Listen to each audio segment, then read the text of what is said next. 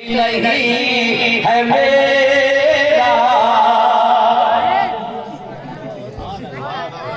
ارے بولو یار، کوئی نہیں ہے میرا مگر سے پاک ہے، کوئی نہیں ہے میرا مگر سے پاک ہے۔ یہ شعر کوئی سنی کلام بہت لمبا آتا ہے، دیکھو شعر کو ملاحظہ فرمایا، مجھ پر عدو کے حملوں کا ہوگا نہیں اثر۔ بہت گہرا شعر پڑھ رہا ہوں، سنوں گے؟ میں یہ بار بار کہتا ہوں کہ دنیا دار سے چوکیدار سے مت ڈریے، اللہ سے ڈریے جس نے پیدا کیا ہے۔ شعر بات سنے غور سے، بچن کر بولو سبحان اللہ۔ کہ مجھ کو نہیں ہے ڈر، مجھ پر عدو کے حملوں کا ہوگا نہیں اثر،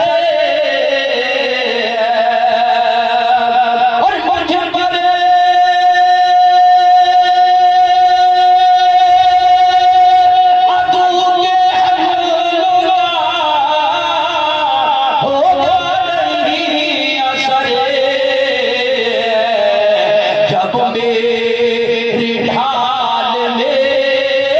آئے، جب میری ڈھال میرے پر غوث پاک ہے، دودھ مدمہ کے بلد آباد سے صلی اللہ علیہ وسلم صلی اللہ علیہ وسلم سلام علیکہ یا رسول اللہ، حدیث علی ملت اسلامیہ وحبرات سرکار سے جتنا کو سیادم حلال کو سیادم رضی اللہ تعالیٰ عنہ کی جنگل میں ہمارا فادر ہے، ہمارا اٹھنا بھی وہ سیادم دیکھ رہے ہیں، ہمارا بیٹھنا بھی وہ سیادم دیکھ رہے ہیں، ہم سبحان اللہ کہہ رہے ہیں وہ سیادم یہ بھی دیکھ رہے ہیں، ہم مسکرا رہے ہیں وہ سیادم یہ بھی دیکھ رہے ہیں، ہم کیا حرکت کر رہے ہیں وہ سیادم یہ بھی دیکھ رہے ہیں، ہم کسی کو دیکھے نہ دیکھے مگر اس کا جلسہ ہے، جس کے جلسے میں ہم آئے ہیں، جس کے جلسے میں ہم بیٹھے ہیں، وہ سرکار وہ سیادم رضی اللہ تعالیٰ عنہ ہماری ہر حرکت کو دیکھ رہے ہیں کہ میرے دیوانے، میرے عاشق، میرے چاہنے والے، میرے ماننے والے اس انداز سے بیٹھے ہوئے ہیں۔ ہمارا یقین ہے جب آج ہم رجولانی سرزمین پر غوث اعظم کے جلسے میں بیٹھے ہیں تو بروز قیامت غوث اعظم کے ساتھ میدان محشر میں۔ نعرہ تکبیر، بلند آواز سے نعرہ لگائیے، نعرہ تکبیر، نعرہ رسالت، رسالت اعلیٰ حضرت، فیضان غوث اعظم، فیضان اولیاء کرام، سرزمین رچھوڑا، نوجوان کمیٹی، نعرہ تکبیر، نعرہ رسالت، زندہ باد، زندہ باد، زندہ باد۔ ایک بات ہو یا رسول اللہ، وادیدان ملت اسلامیہ، میں بات اپنی بڑھا رہا ہوں آگے، سنیے سرکار سیدنا غوث اعظم رضی اللہ تعالیٰ عنہ کی شان، سبحان اللہ، سبحان اللہ، سبحان اللہ، یہ وہ غوث اعظم ہے، سبحان اللہ، سرکار سیدنا غوث اعظم رضی اللہ تعالیٰ عنہ دریائے دجلہ کے کنارے کنارے آپ تشریف لے جا رہے ہیں، اور لے جانے کے بعد آپ ایک مسجد میں جا کر آپ بیٹھ جاتے ہیں۔ میرے سرکار غوث اعظم کی زندگی دیکھیے، سرکار غوث اعظم کے چاہنے والے ہیں، اللہ کو بہتر بات کو ذہن رکھیے، ہم جس غوث کے چاہنے والے ہیں بولو اس غوث اعظم نے کبھی نماز کو چھوڑا ہے، اللہ کو تو ہر سنی مسلمان یہ کہے گا کہ غوث اعظم نے کسی وقت کی نماز کو نہیں چھوڑا۔ ہم جس غوث کے چاہنے والے ہیں، ہم آپ سے پوچھے بتاؤ کیا غوث اعظم نے اپنے چہرے پر داڑھی نہیں رکھی تھی؟ تو ہر غوث کا دیوانہ قادری یہی کہے گا ہمارے غوث اعظم کے داڑھی تھی، تو یہ وہ غوث اعظم ہے، سبحان اللہ، صبح و شام اللہ پر اللہ کی تسبیح بیان کرتے تھے، سبحان اللہ، یہ وہ سرکار غوث اعظم ہے، اللہ پر جن کا پیٹ اللہ پر بالکل ہڈیوں سے مل چکا تھا۔ میرے سرکار غوث اعظم کی شان کو دیکھیے، مسجد پہ جا کے سیدنا سردار غوث اعظم رضی اللہ تعالیٰ عنہ بیٹھ جاتے ہیں، اذان ہوتی ہے ظہر کی اذان ہونے کے بعد میں لوگ نماز سے فارغ ہوتے ہیں، ایک انسان آتا ہے وہ بھی نماز کو پڑھتا ہے، اور پڑھنے کے بعد نماز پڑھ کے وہی مسجد میں بیٹھ جاتا ہے، اس کے پاس میں تھوڑا سا کھانا ہے، گرم گرم کباب ہے، مسجد میں بیٹھ جاتا ہے اور بیٹھنے کے بعد نیت کر لیتا ہے. نیت کرنے کے بعد میں کھانا کھانا شروع کر دیتا ہے. اللہ اکبر جیسے کبابوں کو کھولتا ہے جب کبابوں کی خوشبو اللہ اکبر مہک جاتی ہے. سرکار سے کتنا غوث اعظم وہاں بیٹھے ہوئے ہیں, مسجد کے کونے میں بیٹھے ہوئے ہیں. جب اس کی نظر پڑی ہے تو کہتا ہے سرکار آپ بھی کھانا کھا لیجئے. اللہ اکبر اللہ اکبر. سرکار غوث اعظم تشریف لاتے ہیں. مختصر جملوں میں سنیے, بات بہت لمبی مگر شارٹ میں سنیے. سرکار غوث اعظم تشریف لاتے ہیں, کھانا نکال کر رکھ لیا گیا ہے. رکھنے کے بعد ہوئے اللہ اکبر اب دونوں لوگ کھانا کھانا شروع کر دیتے ہیں. اب جب دونوں لوگ کھانا کھا کے شروع فارغ ہو جاتے ہیں تو وہ انسان پوچھتا ہے سنو اللہ اکبر اللہ اکبر آپ کہاں رہتے ہیں, آپ کہاں کے رہنے والے ہیں. کہاں میں اللہ اکبر میں جیلان کے رہنے والا ہوں, میں بغداد کے رہنے والا ہوں. عزیزان ملت اسلامیہ اللہ اکبر اللہ اکبر. تو وہ کہتا حضور ایک مسئلہ بتائیے. تو آپ فرماتے بولو کیا مسئلہ ہے. کہا مسئلہ یہ ہے, یہ بتائیے اگر کسی کی امانت ہے اور میرے پاس جو امانت ہے وہ ساری امانت خرچ ہو چکی ہے. اللہ اکبر میرے پاس اتنے پیسے نہیں ہیں کہ بھوک تو شدت سے لگ رہی ہے میں اس میں سے کچھ خرید کے کچھ کھا سکوں. اللہ اکبر آپ فرماتے مسئلہ بولو کیا ہے. کہا حضور میں جب بغداد سے چلا تھا, جب جیلان سے میں چلا تھا تو جیلان میں رہنے والی ایک سادات گھرانے کی ایک نقاب پوش خاتون ہے, اس نے کچھ مجھ کو دینار دیے تھے اور دینار دینے کے بعد میں کہا تھا ہمارا بیٹا تم کو عبد القادر کہیں مل جائے تو یہ دینار اس بچے کو جا کر دے دینا. حضرات غور کیجیے اللہ اکبر اللہ اکبر. وہ کہتا ہے کہ میں چلا اور چلنے کے بعد میرے پاس بھی پیسے تھے, میرے پاس بھی کافی ساز و سامان تھا. سرکار وہ ختم ہو چکا ہے مگر وہی دینار بچے ہوئے تھے. میں نے انہیں سے کھانا خریدا ہے اور خریدنے کے بعد کھانا کھا رہا ہوں. یہ بتائیے سرکار کیا یہ کھانا میرے لیے جائز ہے. غوث اعظم فرماتے ہیں ہاں تمہارے لیے جائز ہے. دیکھو تو ذرا میرے دوست کی شان دیکھو, کسی کا دل نہیں توڑتے ہیں, کسی کو مجبوری کرتے ہیں, پہلے کھلا دیتے ہیں اور بعد میں کہتے ہیں کہ ہاں کھانا جائز ہے. تو آپ وہ پوچھتا ہے حضور یہ بتائیے کہ اس کو آپ نے دیکھا ہے. کہا سنو جس عبد القادر کی تم بات کر رہے ہو وہ کوئی اور نہیں ہے بلکہ وہ عبد القادر وہی ہو. سبحان اللہ سبحان اللہ, وہ عبد القادر وہی ہو. تو کہتا حضور مجھے معاف کر دیجئے سرکار, میں نے مسئلہ پوچھا آپ نے بعد میں بتایا. تو غوث اعظم فرماتے سنو میں نے اس لیے تمہیں اس وقت نہیں بتایا, اگر میں کہہ دیتا کہ ہاں یہ جائز نہیں ہے تو تمہیں بھوک لگی تھی تو کھلا رہے اور بعد میں بولو, ارے بولو بعد میں بتا رہے ہیں, پہلے کھلا رہے ہیں بعد میں بتا رہے ہیں. واہ غوث اعظم سبحان اللہ سبحان اللہ. یہ سیدنا سرکار غوث اعظم ہے. اب بات آگے بڑھتی ہے, چلیے سبحان اللہ سبحان اللہ. سرکار سیدنا غوث اعظم رضی اللہ تعالیٰ عنہ کی بارگاہ کا ایک فقیر ہے, ایک درویش ہے, غوث اعظم کی چوکھٹ پہ پڑا رہتا ہے. رات و دن غوث اعظم کی چوکھٹ پہ پڑا ہوا ہے, اللہ اللہ کر رہا ہے, غوث اعظم کے گن گا رہا ہے, غوث اعظم کا نام لے رہا ہے, غوث اعظم کے گیت گا رہا ہے. اب اس کی نگاہوں میں کوئی اور نہیں جستا ہے, اس کی نگاہوں میں کوئی اور نہیں سماتا ہے, بلکہ ہر وقت جب دیکھو تو غوث اعظم, جب دیکھو تو غوث اعظم کی چوکھٹ پہ پڑا ہوا ہے. ایک دن اس کے دل میں یہ وسوسہ پیدا ہوا کہ مجھے کتنی مدت ہو گئی ہے, کتنا وقت ہو گیا ہے, میں غوث اعظم کی بارگاہ میں آپ کی چوکھٹ پہ پڑا ہوا ہوں. ایسا کیا جائے چلو آج شہر کو چلتے ہیں. بات کو بڑی غور سے سننا. عزیزان ملت اسلامیہ سوچتا ہے اللہ والا, وہ فقیر وہ درویش یہ دل میں خیال کرتا ہے چلو اب ایسا ہے سیر کی جائے. جب سیر کے لیے نکلتا ہے تو ایک بادشاہ کی نئی نویلی بیٹی, بڑا حسین و جمیل بیٹی ہے, غرفہ اللہ اکبر. عزیزان ملت اسلامیہ وہ اپنے کمرے میں بیٹھ کر اور وہ سیر کر رہی ہے. کیا سیر کر رہی ہے کہ ایک درویش جا رہا ہے, ایک فقیر جا رہا ہے, اس کو وہ دیکھتی ہے. اس اللہ والے کی جب نظر پڑتی ہے اس کا چہرہ بڑا حسین و جمیل ہے, بڑی خوبصورت بیٹی ہے بادشاہ کی. اس اللہ والے کا اللہ اکبر دل فریفتہ ہو جاتا ہے. غوث اعظم کی بارگاہ میں آتا ہے اور کہتا سرکار میں آپ کے در کا فقیر ہوں, سرکار میں آپ کے در کا غلام ہوں, سرکار مجھے کچھ نہیں چاہیے, جہاں میرا دل اب پہنچ چکا ہے سرکار مجھ کو وہ حسین و جمیل بچی چاہیے. اے آقا اگر ایسا ہو گیا تو یہ ساتھ اپنا سر قلم کر دے گا, آپ کی بارگاہ میں اپنے سر کا نذرانہ پیش کر دے گا. عزیزان ملت اسلامیہ یہ کون ہے؟ غوث اعظم کا خادم ہے, غوث اعظم کے در کا گدا ہے. اے اللہ اکبر, یہ بھی اپنے قد کا ایک درویش ہے جو میرے غوث کی چوکھٹ پہ پڑا ہوا ہے.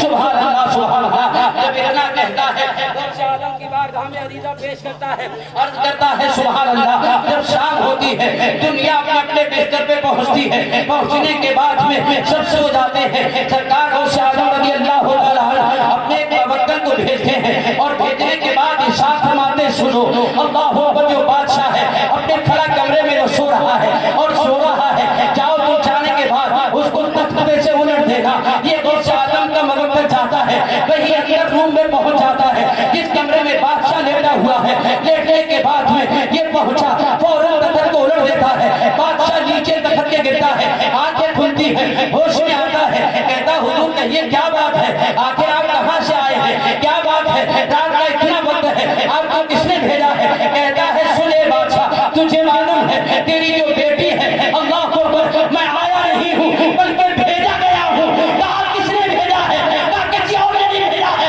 بلکہ بتا کیا تم کو آدم نے بھیجا ہے. سبحان اللہ سبحان اللہ. کہا بتائیے تو حکم کیا ہے؟ بات سمجھ میں آ رہی ہے؟ ارے بولو سمجھ میں آ رہی ہے یا نہیں سمجھ میں آ رہی؟ نہیں سمجھ میں آتی تو بات کو بند کر. بولو ابھی شروع ہو رہی ہے، بہت دیر میں شروع ہوتی ہے مولانا. بولو ہوتی نہیں ہوتی؟ ارے مچل کر بولو یار سبحان اللہ. اللہ اکبر. جب اس کی آنکھ کھلتی ہے دیکھتا ہے، کہتا ہے کیا حکم بتائیے.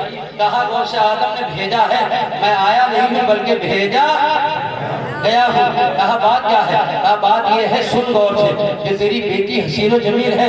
کہا ہاں. کہا اس کا رشتہ جو غوث اعظم کے در کا ایک فقیر ہے تو اس کے ساتھ کر دے. سبحان اللہ. دیکھو وقت کا بادشاہ کیا کہتا ہے، اے آنے والے سن لے، غوث اعظم کے در کا گلا سن لے. ارے یہ تو میری ایک نور نظر ہے، تو غوث اعظم کی بات کرتا ہے. اگر ایک نہیں 1000 ہوتی تو میں میرے غوث کے نام پہ ایک ایک کر کے سب کو میں سبحان اللہ ساتھ عزت کے گھر سے بہا دیتا.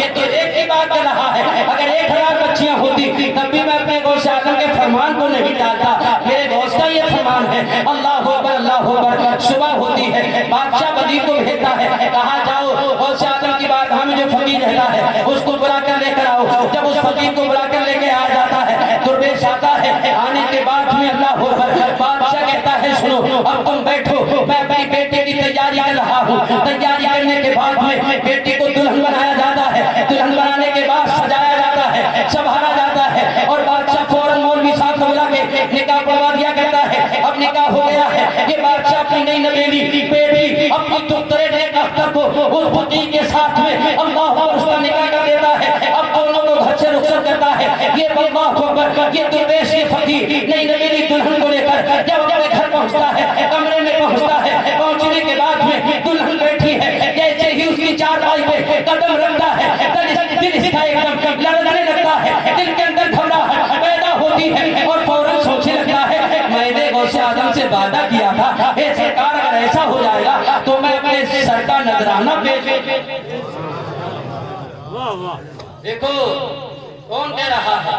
جو درویش فقیر ہے کہہ رہا ہے میں نے غوث اعظم سے وعدہ کیا تھا. فوراً چارپائی پہ سے نیچے قدم رکھتا ہے اور رکھنے کے بعد اپنی اہلیہ سے کہتا ہے سنو سنو تم ٹھہرو اور میں جا رہا ہوں ابھی آ رہا ہوں. دلہن کہتی نہیں نویلی دلہن ہے، کہتی میرے سر کے تاج کہاں جا رہے ہو؟ کہا رے تم ٹھہرو ٹھہرو میں جا رہا ہوں. کہا نہیں جہاں تم جاؤ گے وہاں میں بھی جاؤں گی. سبحان اللہ. عزیزان ملت اسلامیہ اب یہ درویش چل دیتا ہے، پیچھے پیچھے دلہن ہے. کہا غوث اعظم کی بارگاہ میں دونوں پہنچتے ہیں. پہنچنے کے بعد میں اپنی اہلیہ سے کہتا تم یہی غوث اعظم کی دہلیز پہ بیٹھو، تم دروازے پہ بیٹھو، میں اندر جا رہا ہوں. اب یہ درویش اندر جاتا ہے اور جانے کے بعد کہتا ہے اے سرکار غوث اعظم میں نے جو تم سے دعا کی تھی سرکار وہ تمنا پوری ہو گئی، مگر ایک وعدہ کر کے گیا تھا اگر میری شادی اس بادشاہ کی دخترے نیک اختر سے ہو جائے گی تو میں اپنا سر کا نذرانہ تمہاری بارگاہ میں پیش کروں گا.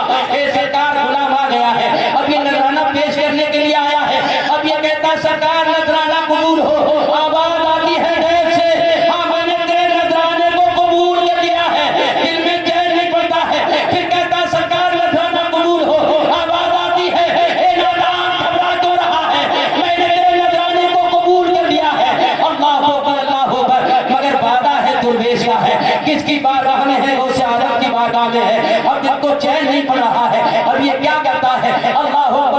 सर को कलम कर देता है, गौस आजम की बात में रख देता है।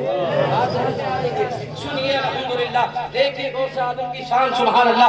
बात बहुत लंबी समेट रहा हूँ, बड़े बयान आपने सुने होंगे, खुद गुनाहगार से भी सुनिए। अभी तो इब्तिदा इश्क है, रोता है क्या, आगे आगे देखिए होता है क्या। इब्तिदा इश्क है, रोता है क्या, आगे आगे देखिए होता है क्या। अल्लाह अकबर, अल्लाह अकबर। अपने सर को ये कलम करके गौस आजम के कदमों में रख दिया करता है। उधर बादशाह का बेटा अल्लाह अकबर शहर तफरीह के लिए गया हुआ था। जब वो अपने घर पे वापस आया तो मोहल्ले के लोग उस बादशाह के बेटे को ताना देना शुरू कर दिया। कहा देखो यार, तुम्हारा वक्त का बादशाह है, वक्त का शहंशाह है, तुम्हारी बहन की शादी एक फकीर के साथ कर दी है। अब इस बादशाह के बेटे को बड़ा गुस्सा आया और ये झुंझलाया, इसने हाथ में तलवार ली और चल दिया उस फकीर को ढूंढने के लिए। अपनी बहन को भी ढूंढ रहा है, तलाश कर रहा है, उस फकीर को भी तलाश कर रहा है। अल्लाह को मगर कहीं नजर नहीं आता है। पूछते पूछते ये कहाँ पहुंचता है, गौस आजम की बारगाह में पहुंच जाता है। अपनी बहन को जब गौस आजम की दहलीज पर बैठा देता है तो कहता है ये बता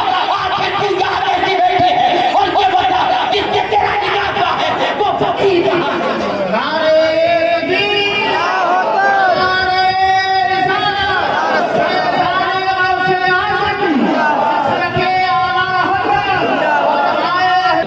अपने दिलों की एक एक खिड़की को बाग बाग करेंगे। बोलो नहीं करोगे? अरे दिल से बोलो, करोगे नहीं करोगे? कितना अच्छा मजमा है माशाअल्लाह, है सुभान अल्लाह। ये जो छोला की शान है, हर आने वाले बाहर के खतीब को भरपूर छोला के लोग इज्जत देते और कसम खा के बैठते, कोई भी पढ़ ले, मगर जो भी हमारे बाहर का उलमा आया हुआ है, जिनको बुलाया है, तो जब तक हम नहीं हटेंगे, जब तक हजरत की तकरीर नहीं सुन लेंगे। छोला के लोगों की सुभान अल्लाह, ये हटते नहीं हैं। अरे क्यों हटे? ये किसी और के नाम पे थोड़ी बैठे हैं, ये मौलाना उमर के नाम पे थोड़ी बैठे हैं, अल्लामा सगीर अहमद साहब के नाम पे थोड़ी बैठे हैं, मौलाना अनवर रजा साहब के नाम पे थोड़ी बैठे हैं, अल्लाह अकबर सूफी तस्लीम रजा साहब के नाम पे थोड़ी बैठे हैं, मौलाना इलियास के नाम पे थोड़ी बैठे हैं, अल्लामा इरशाद के नाम पर थोड़ी बैठे हैं। मैं कहता हूँ तुम बैठे नहीं हो, बल्कि तुम्हें बिठाया गया है और किसी और ने नहीं बिठाया है, बल्कि हमारे रसूल गरीब नवाज को अल्लाह अकबर ख्वाजा गरीब नवाज ने बिठाया है। अरे बोलो, जिसको गरीब नवाज बिठा दे उसे कोई उठा सकता है? दिल से बोलो, कोई उठा सकता है? तो अल्लाह अकबर। बात ये चल रही है, देखो बहुत लंबा बयान है अल्हम्दुलिल्लाह। कम से कम ये समझिए, अगर मैं तफसील से इसको बयान करूं तो अल्लाह अकबर, गुनाहगार से यही बयान आप 2 घंटे में सुन के खत्म नहीं होगा। अब सुनिए, मैं शॉर्टकट में ला रहा हूँ बयान को समेट कर। अल्लाह अकबर।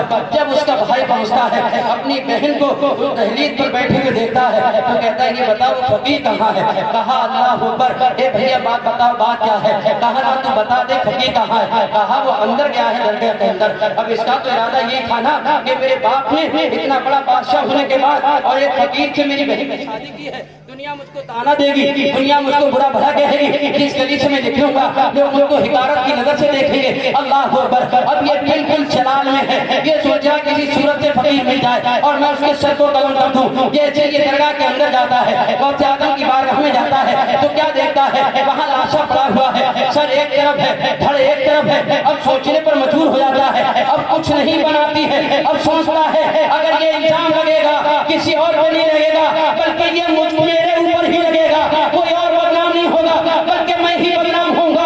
अब ये भी देखो बादशाह का बेटा है, अपने सर को वहीं पे उतार के गौस आजम की बारगाह में ये भी रख देता है। शौहर का भी सर और बड़ा है, भाई का भी सर और बड़ा है। बहन बैठे बैठे इंतजार करते करते जब परेशान हो जाती है, नहीं कुछ बनती है, तो अंदर जाती है, क्या देती है? भाई का लाशा भी है, शौहर का भी लाशा है। देखने के बाद तंग हो जाती है और करती है सरकार गौस आजम ये क्या हुआ? यहाँ तो कोई भी दूसरा नहीं था। अल्लाह अकबर। पहले मेरा शौहर था, कोई दूसरा नहीं था, जब भाई आया तो कोई तीसरा नहीं था। सरकार ये कैसे हो गया? मुझको कुछ नहीं चाहिए, बल्कि अपने शौहर की भी जिंदगी चाहिए, अपने भाई की भी जिंदगी चाहिए। जब इतना उसने कहा, अल्लाह अकबर। गौस आजम की बात हमें अर्ज कर रही है, आवाज आती है घबरा मोहम्मद अल्लाह अकबर तू इन दोनों के सर अल्लाह अकबर इन दोनों के सर एक दूसरे के धड़ से मिला दे सुभान अल्लाह। उधर मिलाना होता है, देखो उधर सरकार गौसे आजम अपने रोशे में है, वहां से फरमाते हैं कुंभे इल्ला अल्लाह अकबर अल्लाह के हुक्म से दोनों ऊपर खड़े हो जाओ। पता चला अल्लाह अकबर अब ये देख के दंग हो जाती है। अब पता चला अब बात बड़ा कश्मा कश्मे है, अब दोनों सिजदा हो गए हैं, दोनों उनके खड़े हो गए हैं। अब पता ये चलता है जो शौहर है वो कहता मेरी बीवी है, जो भाई है वो कहता मेरी बीवी है। अब दोनों में झगड़ा शुरू हो गया, उसकी वजह क्या, झगड़ा क्यों हुआ है? अब दोनों में झगड़ा हो गया, इनका शर्मसार होने लगा। वो कहता मेरी बीवी है, वो कहता मेरी बीवी है। सोचने पर मजबूर हो जाती है और करती सरकार गौसे आजम आखिर ये क्या हुआ है? उधर बादशाह को खबर पहुंचती है, बादशाह तमाम अपने हवारियों को अपनी रिया को लेकर गौसे आजम की बारगाह में आ जाता है। सब देखते हैं मेरे दोस्त की ये शान। आवाज आती है इन दोनों के सरों को फिर से जुदा किया जाए, दोनों के सरों को फिर जुदा किया जाता है। धड़ से आवाज आती है इसका सर इसके धड़ से मिला दे और इसका सर इसके धड़ से मिला दे। पता ये चलता है पहले जो मिलाए गए तो भाई का सर फकीर के धड़ से मिला दिया गया और फकीर का सर भाई के धड़ से मिला दिया गया। इसलिए वो कह रहा मेरी बीवी है, वो कहता मेरी बीवी है। अब दोनों के सर तन से जुदा किए गए और जब मिलाए गए अल्लाह के हुक्म से गौसे आजम ने दुआ की, दोनों जिंदा हो गए। तो पता चलता है तारीख बताती है कि दोनों गौसे आजम की बारगाह में हाजिर है और दोनों को जिंदगी मिल गई है। आवाज आती है इनका कत्ल ही नहीं हुआ है बल्कि ये तो हुक्म इलाही है, ये राज है। सुभान अल्लाह सुभान अल्लाह। कहा जिलाया है मुर्दों को हुक्म खुदा से, तुम्हें ऐसी कुदरत मिली गौसे आजम। तेरा मर्तबा क्या समझ पाए कोई, तेरा मर्तबा क्या समझ पाए कोई, तू है रब का ऐसा वली गौसे। अरे बोलो तू है रब का ऐसा वली गौसे आजम। रब की बारगाह में दुआ है मौला मेरे बोलने में कोई कोताही कोई गलती हुई हो अल्लाह ताला अपने हबीब के सदके में माफ फरमाए।